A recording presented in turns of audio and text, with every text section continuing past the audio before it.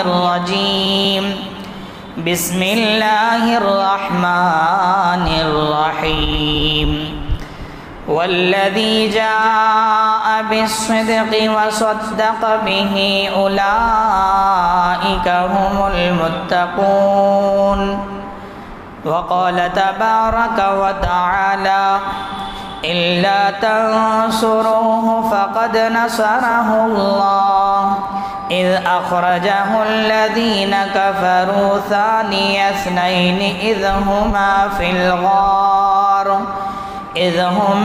الغار إذ يقول لصاحبه لا تحزن إن الله معنا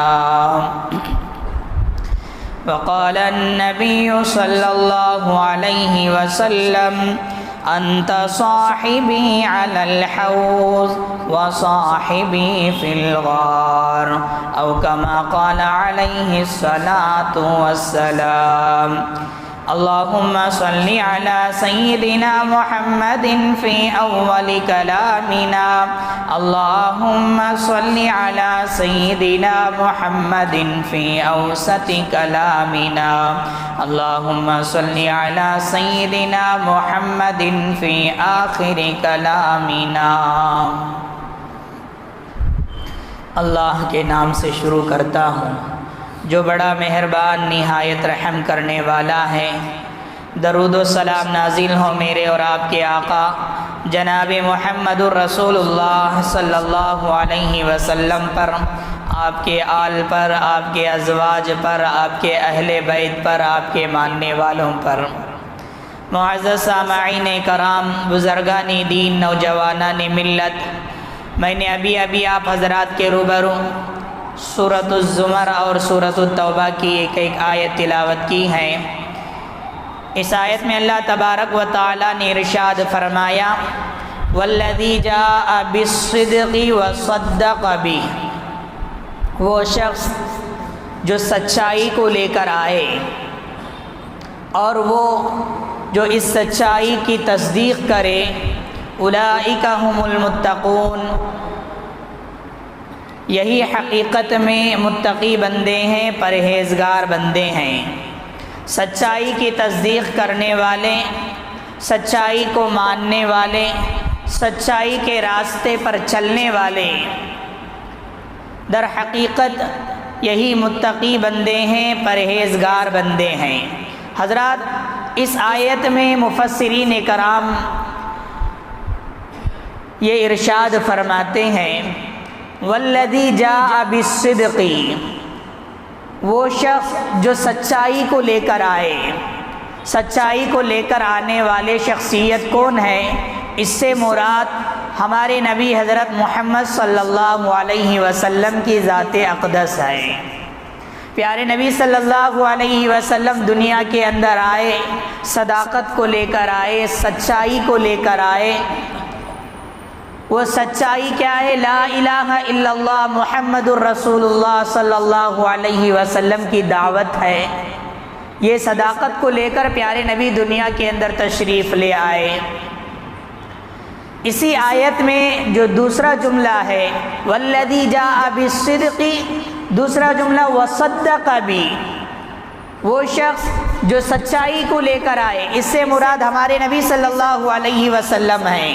وصدق بھی، جو اس سچائی کی تصدیق کرنے والے، اس سچائی کو ماننے والے اور اس سچائی کے راستے پر چلنے والے، اس سے مراد حضرت ابوبکر صدیق رضی اللہ عنہ کی شخصیت ہے۔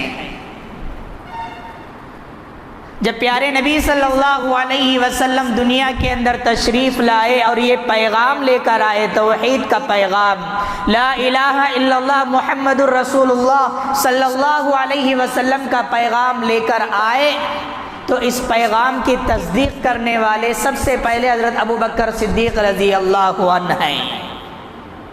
قرآن مجید میں ایسی بے شمار آیتیں ہیں جو ایک اعلیٰ انسانی کردار کا تذکرہ کرتی ہیں۔ اعلیٰ انسانی کردار کا اولین مصداق حضرت ابو بکر صدیق رضی اللہ عنہ کی شخصیت ہے۔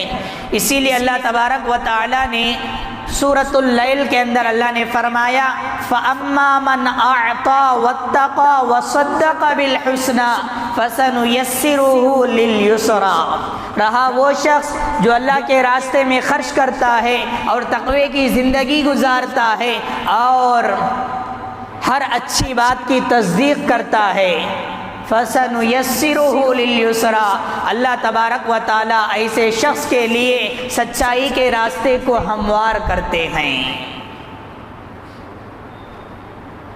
اس آیت سے مراد بھی حضرت ابو بکر صدیق رضی اللہ عنہ ہیں۔ حضرت ابو بکر صدیق رضی اللہ عنہ نے سب سے پہلے تصدیق کرنے والے، سب سے پہلے ایمان لانے والے اللہ پر اور رسول اللہ صلی اللہ علیہ وسلم پر۔ حضرات، آج کا میرے خطبے کا موضوع حضرت ابو بکر صدیق رضی اللہ عنہ کی زندگی، حضرت ابو بکر صدیق رضی اللہ عنہ کے فضائل و مناقب، ان کی زندگی سے حاصل ہونے والے اسباب، حضرت ابو بکر صدیق رضی اللہ عنہ کی کیا کیا خصوصیات ہیں۔ عزیزان گرامی، جب پیارے نبی صلی اللہ علیہ وسلم اس دنیا کے اندر تشریف لائے، جب اسلام کا پیغام دینے لگے، اسلام کی دعوت دینے لگے، توحید کی دعوت دینے لگے، سب سے پہلے جو اسلام کو قبول کرنے والے ہیں مردوں میں سب سے پہلے حضرت ابو بکر صدیق رضی اللہ عنہ ہیں، جو مشرف با اسلام ہوئے ہیں، کیونکہ حضرت ابو بکر صدیق رضی اللہ عنہ پیارے نبی صلی اللہ علیہ وسلم کے دوست بھی ہیں۔ اسی بنیاد پر پیارے نبی صلی اللہ علیہ وسلم نے دوستی کے نتیجے میں سب سے پہلے حضرت ابو بکر صدیق رضی اللہ عنہ کو اسلام کی دعوت دی، توحید کی دعوت دی۔ حضرت ابو بکر صدیق رضی اللہ عنہ نے فوراً اسلام قبول کر لیا۔ پیارے نبی صلی اللہ علیہ وسلم نے فرمایا، ہر شخص کو میں نے جب اسلام کی دعوت دی، توحید کی دعوت دی، ہر شخص کو میں نے کچھ نہ کچھ، تھوڑا نہ تھوڑا تردد اور تذبذب میں پایا، ہر شخص کے اندر تھوڑا نہ تھوڑا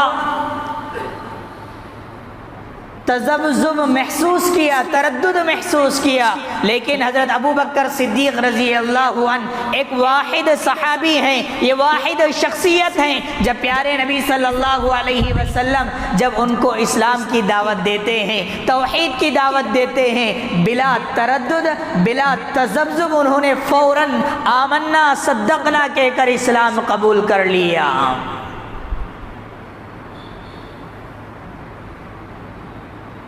فوراً، کچھ شک نہیں، فوراً اسلام قبول کر لیے۔ یہ وہ واحد شخصیت ہیں، پیارے نبی صلی اللہ علیہ وسلم خود اس چیز کی گواہی دے رہے ہیں۔ حضرات، حضرت ابو بکر صدیق رضی اللہ عنہ جب اسلام قبول کر لیے، مشرف با اسلام ہو گئے، اپنی جگہ ایک بہت بڑے داعی ہیں، وقت کے بہت بڑے داعی بن گئے تھے۔ حضرت ابو بکر صدیق رضی اللہ عنہ کی دعوت سے بڑے بڑے صحابہ، کبار صحابہ، جنہیں عشرہ مبشرہ کہا جاتا ہے، وہ 10 صحابی جن کو لسان نبوت پیارے نبی صلی اللہ علیہ وسلم کے زبان سے اسی دنیا میں جنت کی بشارت دے دی گئی، ان 10 صحابیوں میں سے میجارٹی، اکثر صحابی حضرت ابو بکر صدیق رضی اللہ عنہ کے ذریعے سے مشرف با اسلام ہوئے۔ حضرت عثمان غنی رضی اللہ عنہ، حضرت طلحہ بن عبید اللہ رضی اللہ عنہ، حضرت سعد بن ابی وقاص رضی اللہ عنہ، حضرت زبیر بن عوام رضی اللہ عنہ، اور حضرت عبید اللہ بن جراح رضی اللہ عنہ، یہ سارے صحابہ حضرت ابو بکر صدیق رضی اللہ عنہ کے ذریعے سے مشرف با اسلام ہوئے ہیں۔ حضرات، جب ہم حضرت ابوبکر صدیق رضی اللہ عنہ کی زندگی پر گفتگو کر رہے ہیں تو سب سے پہلے ہمیں جاننا ہے کہ حضرت ابوبکر صدیق رضی اللہ عنہ کی ولادت کب ہوئی، ان کا اصل نام کیا ہے، ان کے والد کا نام کیا ہے، ان کے والدہ کا نام کیا ہے، ان کی خصوصیات کیا ہیں۔ حضرت ابوبکر صدیق رضی اللہ عنہ کی ولادت عام الفیل یعنی اصحاب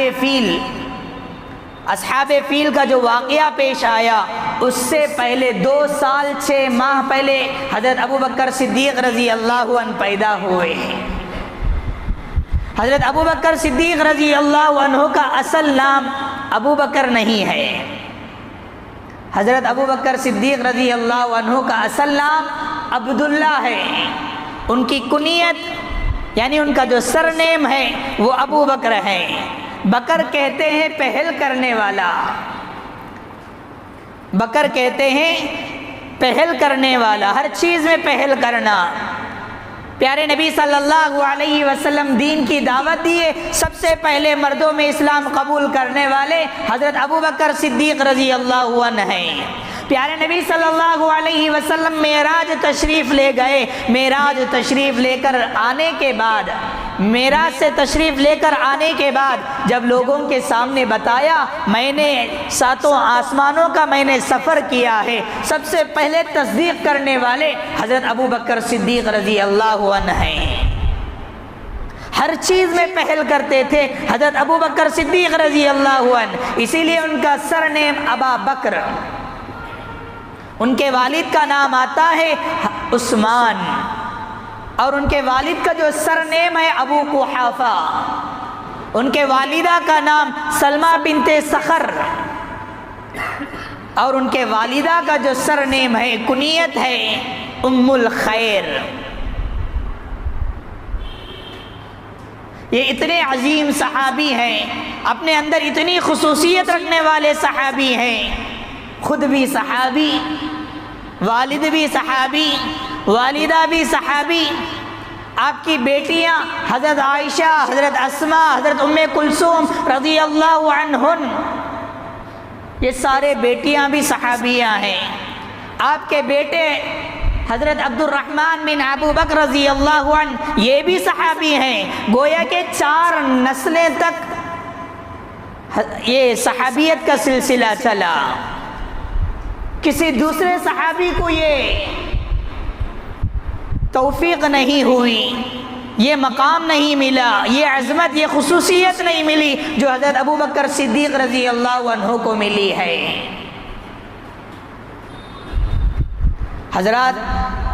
حضرت ابوبکر صدیق رضی اللہ عنہ جب مشرف با اسلام ہوئے، جیسے ہی اسلام میں داخل ہو گئے، ہر چیز اپنے جان کو دین اسلام کے لیے وقف کر دیے، اپنے مال و دولت کو دین اسلام کے لیے وقف کر دیے۔ اللہ تبارک و تعالیٰ نے آپ کو مال و دولت سے نوازا تھا۔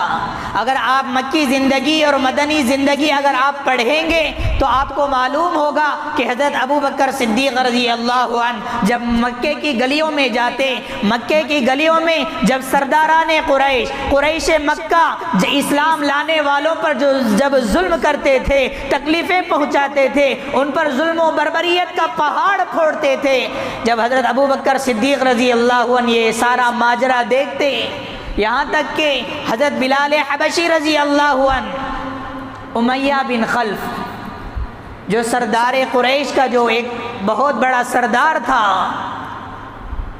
ان کے غلام حضرت بلال حبشی رضی اللہ عنہ تھے۔ جب حضرت بلال حبشی رضی اللہ عنہ اسلام میں داخل ہوئے تو امیہ بن خلف ان پر اتنا ظلم کیا، اتنی تکلیفیں پہنچائی کہ مکے کی جو پتریلی زمین ہے، حضرت بلال حبشی رضی اللہ عنہ کے پیر پر رسی باندھ کر پتریلی زمین پر گھسیٹا جاتا۔ تپتی ہوئی ریت پر حضرت بلال حبشی رضی اللہ عنہ کو سلا کر ان کے سینے پر چٹان رکھ دیا جاتا تھا۔ ایسا ظلم، ایسی تکلیفیں قریش مکہ، سرداران قریش جو اسلام لے کر آئے، وہ ان غلاموں پر ایسی تکلیفیں، ایسے ظلم و بربریت کا پہاڑ ٹوٹتا تھا۔ حضرت ابوبکر صدیق رضی اللہ عنہ نے جب دیکھا تو اللہ تعالیٰ نے ان کو مال و دولت سے نوازا تھا۔ حضرت ابوبکر صدیق رضی اللہ عنہ نے اپنے مال و دولت کے ذریعے سے ان غلاموں کو آزاد کرائے۔ حضرت بلال حبشی رضی اللہ عنہ کو حضرت ابوبکر صدیق رضی اللہ عنہ نے اپنے مال و دولت سے ان کو آزاد کرایا کفار مکہ، قریش مکہ سے۔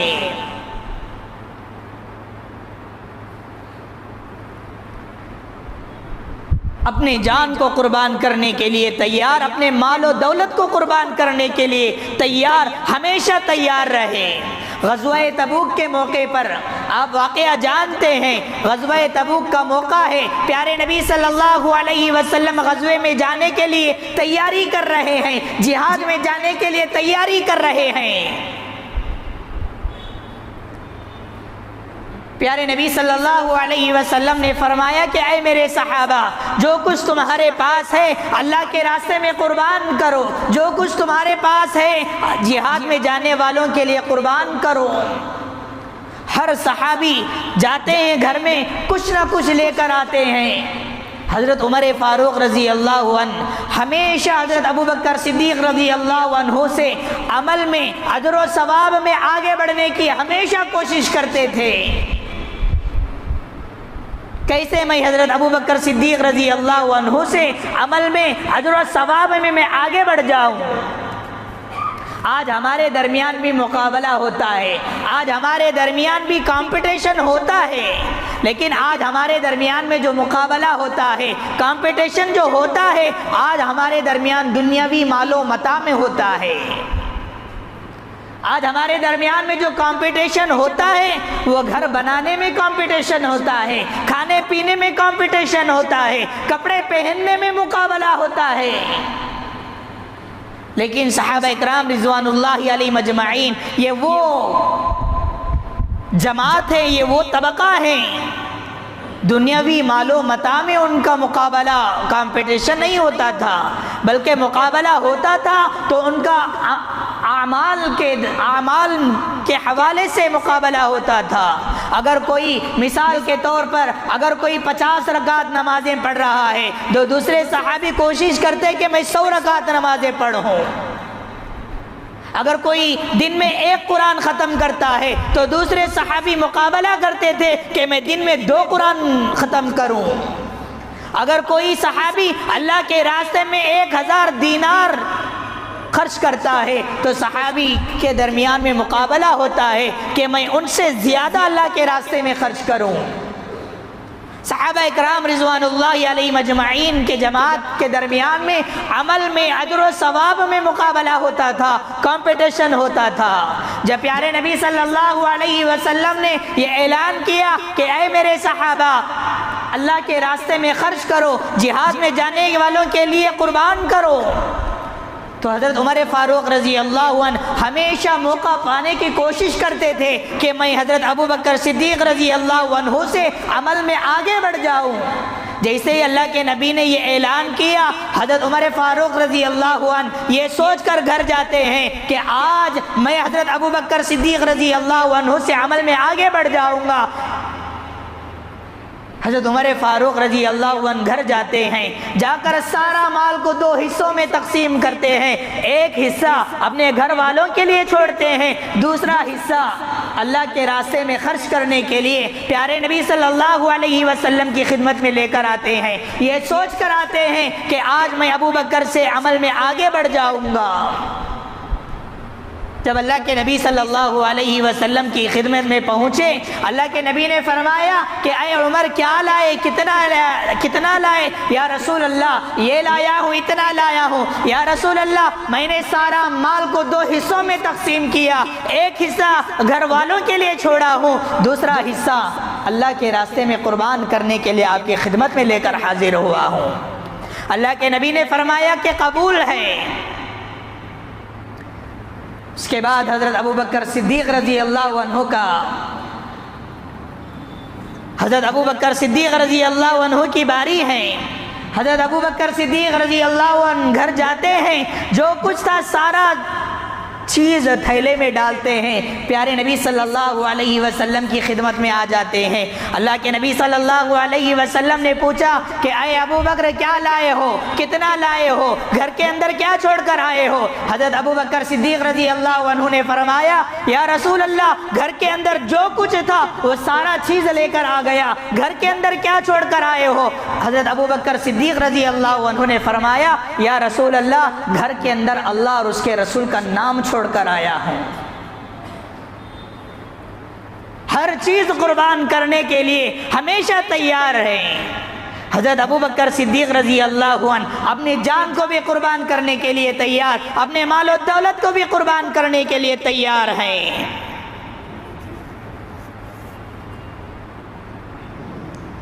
پیارے نبی صلی اللہ علیہ وسلم، حضرات پیارے نبی صلی اللہ علیہ وسلم کے بعد افضل البشر بعد الانبیاء حضرت ابو بکر صدیق رضی اللہ تعالی عنہ، انبیاء کے بعد، نبیوں کے بعد اگر کسی کا درجہ سب سے زیادہ ہے تو وہ حضرت ابو بکر صدیق رضی اللہ عنہ کا ہے۔ یہ ہماری گواہی نہیں ہے، یہ ہماری باتیں نہیں ہیں، خود پیارے نبی صلی اللہ علیہ وسلم کی گواہی ہے۔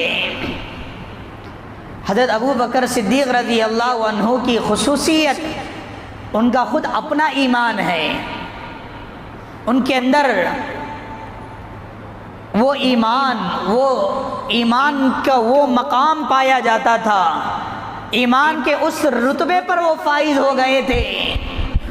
حضرت عمر فاروق رضی اللہ عنہ خود گواہی دیتے ہیں کہ حضرت ابو بکر صدیق رضی اللہ عنہ کے ایمان کو ترازو کے ایک پلڑے میں رکھ دیا جائے، ساری امت کے لوگوں کے ایمان کو ترازو کے دوسرے پلڑے میں رکھ دیا جائے، حضرت عمر فاروق رضی اللہ عنہ کہتے ہیں حضرت ابو بکر صدیق رضی اللہ عنہ کے ترازو کا پلڑا بھاری ہو جائے گا۔ یہ ایمان، یہ ایمانی قوت، ان کے اندر ایمان کی یہ کوالٹی پائی جاتی تھی۔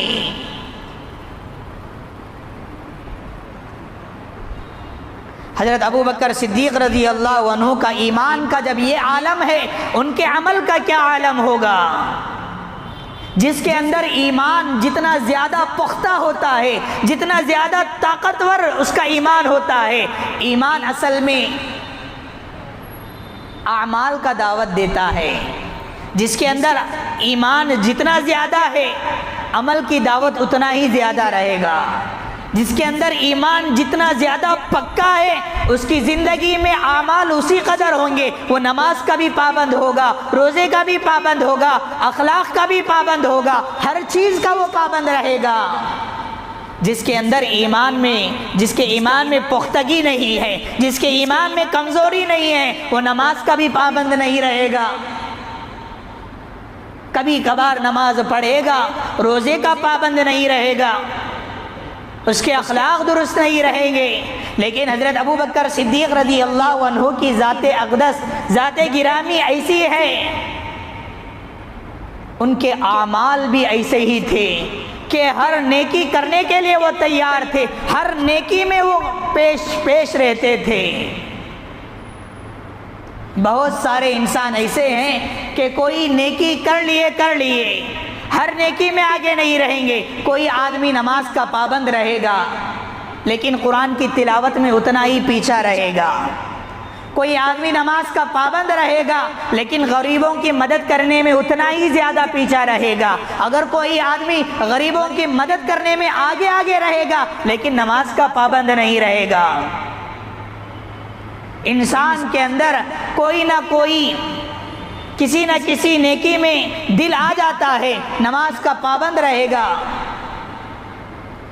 فرض نماز پڑھ کر فوراً چلا جائے گا۔ بعض لوگوں کے اندر فرض نماز کے بعد سنتیں پڑھ کر جانے کی عادت رہے گی، بعض لوگوں کے اندر فرض نماز پڑھنے کے بعد، سنتیں پڑھنے کے بعد نوافل کی بھی وہ پابندی کر کے جائیں گے۔ لیکن حضرت ابو بکر صدیق رضی اللہ عنہ ایسے صحابی ہیں ہر نیکی کرنے کے لیے وہ تیار ہوتے تھے، ہر نیکی کا موقع وہ ضائع نہیں کرتے تھے۔ پیارے نبی صلی اللہ علیہ وسلم نے فرمایا من اصبح منکم اليوم صائما، آج ہے کوئی جو اس مجلس میں روزے دار ہے؟ قال ابو بکر صدیق رضی اللہ عنہ انا، حضرت ابو بکر صدیق رضی اللہ عنہ کہتے ہیں میں، یا رسول اللہ میں روزے سے ہوں، یا رسول اللہ میں روزے سے ہوں۔ پھر پیارے نبی صلی اللہ علیہ وسلم نے فرمایا من تبع منکم یوما جنازہ، آج ہے کوئی کسی جنازے کے پیچھے گیا ہو؟ تو حضرت ابو بکر صدیق رضی اللہ عنہ کہتے ہیں یا رسول اللہ میں نے آج ایک جنازے کے پیچھے میں خود گیا تھا۔ اور اسی طرح پیارے نبی صلی اللہ علیہ وسلم نے فرمایا فمن تبع منکم اليوم مسکینا، آج کوئی ہے کسی مسکین کو کھانا کھلایا ہو؟ تو حضرت ابو بکر صدیق رضی اللہ عنہ نے اپنا ہاتھ اٹھایا، یا رسول اللہ میں نے آج مسکین کو کھانا کھلایا۔ پھر پیارے نبی نے فرمایا فمن تبع منکم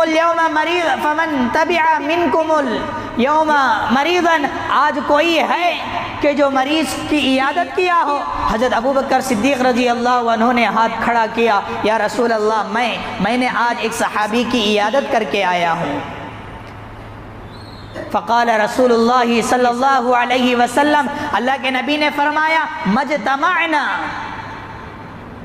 جس کسی کے اندر یہ تمام چیزیں جمع ہو جائے الا دخل الجنہ، وہ آدمی جنت میں ضرور داخل ہو جائے گا۔ حضرات پیارے نبی صلی اللہ علیہ وسلم جب جنت کے دروازوں کے بارے میں جب بیان فرماتے تھے اسی حوالے سے کہ نمازی فلاں جنت کے فلاں دروازے سے داخل ہوگا، صدقہ کرنے والا فلاں دروازے سے داخل ہوگا، روزہ رکھنے والا فلاں دروازے سے داخل ہوگا۔ پیارے نبی صلی اللہ علیہ وسلم نے یہ بیان فرما رہے تھے کہ یہ آدمی فلاں دروازے سے، جنت کے فلاں دروازے سے داخل ہوگا، فلاں دروازے سے داخل ہوگا۔ حضرت ابو بکر صدیق رضی اللہ عنہ کہتے ہیں یا رسول اللہ کوئی خوش نصیب، کوئی سعادت مند آدمی ایسا بھی ہے کہ جس کو جنت کے آٹھوں دروازے اس کو بلاتی ہو کہ میرے دروازے سے داخل ہو جاؤ، مجھ سے داخل ہو جاؤ۔ اللہ کے نبی صلی اللہ علیہ وسلم نے فرمایا اے ابو بکر وہ خوش نصیب تم ہی ہو، وہ خوش نصیب تم ہی ہو۔ اسی لیے اپنی زندگی میں ہر نیکی کو کرنے کی کوشش کرو، جو بھی نیکی کرنے کا موقع آ جائے اس نیکی کو غنیمت سمجھ کر اس نیکی کو کر جاؤ۔ حضرت ابو بکر صدیق رضی اللہ عنہ پیارے نبی کہتے ہیں کوئی ہے کہ کسی جنازے کے پیچھے گیا ہو، کوئی ہے کسی مسکین کو کھلایا ہو، کوئی ہے کسی مریض کی عیادت کیا ہو، ہر چیز میں حضرت ابو بکر صدیق رضی اللہ عنہ ہاتھ کھڑے کر رہے ہیں، یا رسول اللہ میں، یا رسول اللہ میں، یا رسول اللہ میں، ہر چیز پر حضرت ابو بکر صدیق رضی اللہ عنہ اپنے ہاتھ کو کھڑے کر رہے ہیں۔ حضرت ابو بکر صدیق رضی اللہ عنہ کی زندگی میں اور بہت سارے اسباق ہمارے لیے مضمر ہیں۔ حضرت ابو بکر صدیق رضی اللہ عنہ کی زندگی ہم پڑھیں گے تو ہمارا ایمان تازہ ہوگا، ہمارا یقین پکا ہوگا۔ حضرت ابو بکر صدیق رضی اللہ عنہ واحد صحابی ہیں، اللہ تبارک و تعالیٰ نے قرآن مجید میں ان کی صحابیت کا اعلان فرمایا ہے اذ ہما فی الغار اذ یقول لصاحبہ لا تحزن ان اللہ معنا۔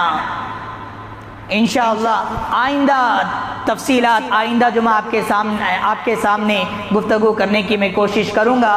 دعائے رب العالمین سے اللہ تبارک و تعالی ہم تمام کو حضرت ابو بکر صدیق رضی اللہ عنہ کی زندگی سے اسباق حاصل کرنے کی توفیق عطا فرمائیں، آمین۔ وآخر دعوانا الحمدللہ رب العالمین۔ حضرات حسب معمول ہماری مسجد کے اخراجات کو مد نظر رکھتے ہوئے تمام حضرات سے گزارش ہے کہ الیکٹرک بل کا خرچہ ہے، اور بھی بہت سارے اخراجات ہیں، تمام کو مد نظر رکھتے ہوئے زیادہ سے زیادہ تعاون فرماتے ہوئے جائیں۔ اللہ تبارک و تعالیٰ آپ کے دینے کو قبول فرمائے۔